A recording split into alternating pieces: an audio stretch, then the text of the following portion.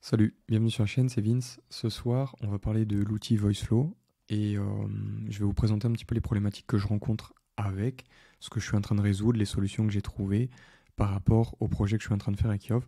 Du coup, cette vidéo, c'est un peu la réponse à Sukov qui me demandait sur Twitter, parce que ce matin, je disais que j'étais en train de bosser là-dessus et qui me disait est-ce que tu ferais une présentation un peu de ce truc-là. Donc, il n'y aura pas de 3D dans cette vidéo. Du coup, VoiceFlow, qu'est-ce que c'est? VoiceFlow, c'est un outil qui vous permet de designer des conversations et d'y implémenter de l'intelligence artificielle. Donc c'est très très cool. Ça peut vous permettre d'automatiser certains process et aujourd'hui c'est très utilisé dans on va dire les agences qui vendent des services d'automatisation et d'optimisation des process, donc les AI Automation Agency. Donc vous en avez certainement, enfin vous en avez peut-être déjà entendu parler si vous vous intéressez un petit peu à tout ça et à VoiceFlow. Donc VoiceFlow, l'outil est assez ouf parce que vous pouvez designer vos conversations avec des blocs et derrière ajouter soit du code, soit des appels API. Donc si vous avez besoin de quelque chose qui est à l'extérieur de VoiceFlow, moi par exemple je vais récupérer dans une table, je ne sais pas si je l'ai ouverte, non je ne l'ai pas. Vous pouvez aller récupérer dans une table, comme dans un Excel par exemple, vous allez pouvoir aller récupérer des infos, vous pouvez faire un appel, je ne sais pas, à Stripe, vous pouvez faire un petit peu tout ce que vous voulez grâce à ce bloc API. Et si le bloc API ne vous suffit pas, vous pouvez aussi brancher un bloc JavaScript pour aller vérifier, écrire du JavaScript pour agir sur vos différentes variables, etc.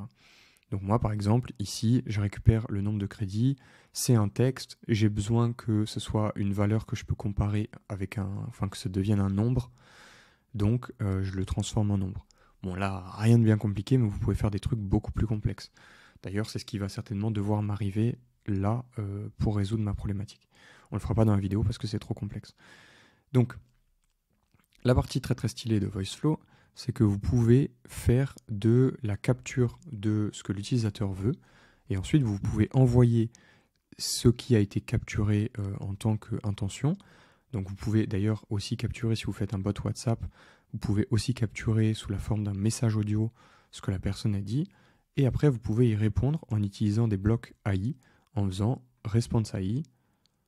Et ici par exemple, il aurait fallu que je fasse ça, je le branche ici. Et moi, je vais pouvoir utiliser AI model et prompt, je vais pouvoir lui donner. Donc là, si je lui donne last utterance, c'est la question qui a été captée, par exemple ici, de l'utilisateur. Elle a été sauvegardée dans last utterance, et moi, je peux la passer à l'IA et lui dire réponds à ce que le mec t'a demandé.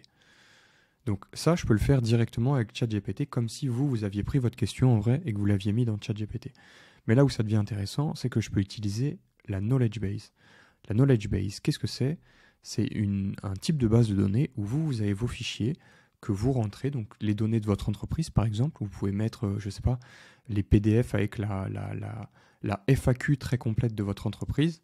Par exemple, si vous avez, je ne sais pas, des taux de commission, des choses comme ça, vous mettez tout ça dans un document et dans la réponse ici, vous allez pouvoir dire demande à la knowledge base si tu trouves une réponse à la question de l'utilisateur.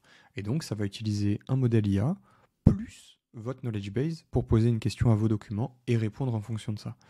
Donc ça, c'est très très pratique. Maintenant, on va aller un tout petit peu plus en profondeur dans qu'est-ce que c'est une knowledge base et comment ça marche. D'habitude, les données, quand vous les sauvegardez sur le web, elles sont très souvent sauvegardées dans une base de données SQL ou une base de données relationnelle, etc. Donc, comment est-ce que ça fonctionne? C'est comme un gros Excel dans lequel vous sauvegardez toutes vos données et vous pouvez aller chercher à telle colonne, j'ai besoin de tel truc, va chercher l'identifiant de tel utilisateur et donne-moi son prénom, par exemple. Voilà, ça c'est la manière basique de fonctionner. Les bases de données vectorielles, ça ne fonctionne pas vraiment comme ça. Là, on prend votre document, il est splitté en plein de petits morceaux, et ces petits morceaux-là, ils sont vectorisés en termes de sens. Donc ça veut dire que, en gros, on donne une valeur mathématique au sens des mots. Et comme ça, quand vous passez une question en plus, eh ben, on fait la même chose. On lui donne une valeur mathématique. Et après, on compare les valeurs mathématiques de votre question et de la base de données. Et on récupère les petits bouts qui correspondent le plus à votre question. Et donc, ça, c'est très compliqué. Enfin, c'est très compliqué, non, parce que ça a été fait par des gens et que maintenant ça fonctionne, mais ça a des avantages et des défauts. Et donc moi, c'était un peu ce défaut-là dont j'avais peur et que j'ai exploré toute la journée aujourd'hui. Donc, je vous mettrai les liens de ces vidéos, elles sont super intéressantes. Si vous vous intéressez à VoiceFlow, vous pouvez aller regarder celle-ci et vous pouvez aller regarder celle-ci aussi, où c'est un peu mieux expliqué comment est-ce qu'on peut récupérer les différents justement chunks et ce qu'on peut faire avec. Notamment les mettre dans des variables et s'en servir pour pouvoir faire différents appels, etc., les utiliser dans le code. Donc j'en profite que c'est là pour vous faire un exemple avec ça. C'est que ici, donc, on a posé une question et ce que la base de données vectorielle ici, elle a fait, c'est qu'elle a trouvé les petits morceaux qui correspondaient, donc là on va dire les deux jaunes, qui correspondaient à la question, elle les a retournés et elle leur a donné un score de fiabilité. Donc là, elle va dire par exemple, celui-là il a 0,8. 0,8 c'est plutôt un bon score. Ça va de, on va dire, de 0,1 à 1. Et donc, enfin de 0 à 1. Et donc, là 0,8 c'est plutôt un bon score. Donc ça veut dire que par rapport à la question que vous avez posée, cette réponse, elle est quand même assez proche de ce que vous cherchiez. Et ici, même chose. Et donc, ce qui se passe maintenant, le problème, c'est que vous imaginez que le contenu dans cette réponse, dans ce petit morceau, il soit pas, je ne sais pas si c'est un document. Donc moi, dans mon cas, je vais vous présenter mon cas comme exemple, ce sera plus simple. Moi, dans mon cas, je trouve plus mon PDF, c'est la meilleure. Je mets pause, je vous retrouve le PDF et je vous explique. Donc, dans mon cas, je travaille sur un bot qui est censé être capable de répondre à un prompt qui est adapté à votre besoin. Donc si vous lui demandez, vous avez besoin de faire la promotion d'un événement, il va comprendre que c'est ce prompt-là qu'il a besoin de vous retourner et il va vous le retourner.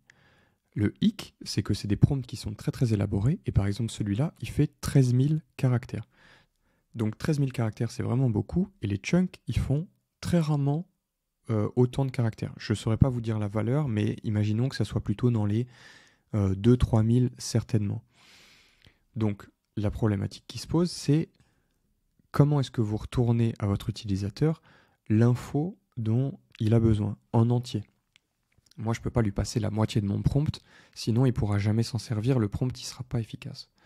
Donc, la problématique que je posais ce matin, c'était est-ce que je fais un mini fichier de ma knowledge base par prompt, ou est-ce que je les mets tous dans un gros fichier ou dans plusieurs plus petits fichiers, mais genre 4 ou 5, et je me démerde pour récupérer l'info que je veux au bon endroit dans ce truc-là.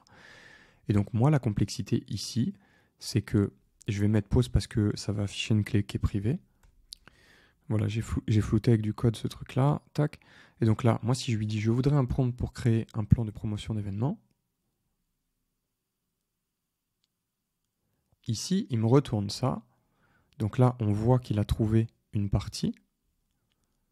Catégorie du prompt, directeur marketing, créer un plan marketing événementiel. Et donc là, on a le contenu du prompt. Mais si on va jusqu'au bout de la ligne, on se rend compte qu'il ne m'a pas tout retourné. Et donc là, il m'indique le nom du fichier dans lequel il l'a trouvé. Très bien. Il me dit que c'est un type PDF et il me donne le nom, enfin l'ID du document, etc.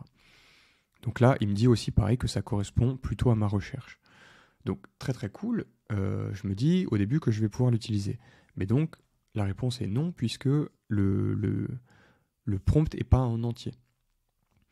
Donc la problématique à laquelle moi je suis confronté et ce dont je parle sur Twitter, c'est le fait que moi des prompts là actuellement, j'en ai 1500.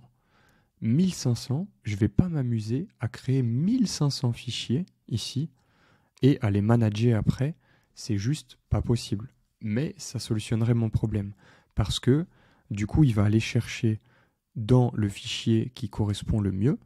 Un fichier, ça sera un seul prompt.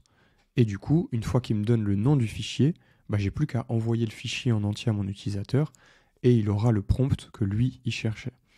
Donc ça pourrait être une première solution. Maintenant, une autre solution, c'est de les regrouper dans des sous-fichiers où il y en a plusieurs et de trouver un moyen d'aller chercher cette clé-là et de récupérer tout le prompt qui est là. Donc moi, maintenant, ce que je vais faire, c'est que à partir de ça, à partir de ce que je vous ai montré, une fois que je sais que c'est le fichier par exemple 5, donc là j'aurais pu avoir 10 fichiers par exemple, c'est ce qu'il y aura d'ailleurs à la fin, je peux aller chercher dans le texte, une fois que j'ai récupéré le fichier, je vais pouvoir aller chercher ce truc-là. J'ai essayé d'autres approches, si vous voulez une idée de ce qu'on peut faire. J'ai utilisé aussi d'autres approches où j'ai utilisé des fichiers texte. J'ai utilisé après surtout des fichiers avec du JSON. Au début, ce que j'avais prévu de faire, c'était de mettre un UID, ici comme ça, et d'aller chercher justement avec du JavaScript, c'est ce que je vous disais. Vous pouvez utiliser ici des blocs qui sont très très cool. Vous pouvez mettre du JavaScript, et donc là, avec du JavaScript, je pourrais très bien aller dans un fichier JSON, une fois que j'ai trouvé l'UID, aller chercher tout ce truc-là, et dire, donne-moi le contenu du prompt en entier. Maintenant, le problème que j'ai, c'est que quand je fais la demande à la knowledge base, et qu'il me retourne mes chunks, il ne me retourne pas forcément cet UID. Donc, la deuxième approche que j'ai trouvée, c'est d'utiliser c'est d'utiliser un peu cette documentation que eux ils ont, qui est, je vais l'ouvrir, j'arrive. Voilà, donc quand on regarde dans cette documentation là de VoiceFlow, ce qu'on voit c'est qu'il existe un call que vous pouvez faire avec une clé de votre API. Vous pouvez récupérer la liste de tous les chunks dans l'ordre qui composent un document. Et donc moi ce que je vais faire, c'est certainement de prendre tous mes chunks, de trouver celui qui... d'ailleurs je l'ai ici, je vais vous montrer. Tac, ici j'ai mon Postman.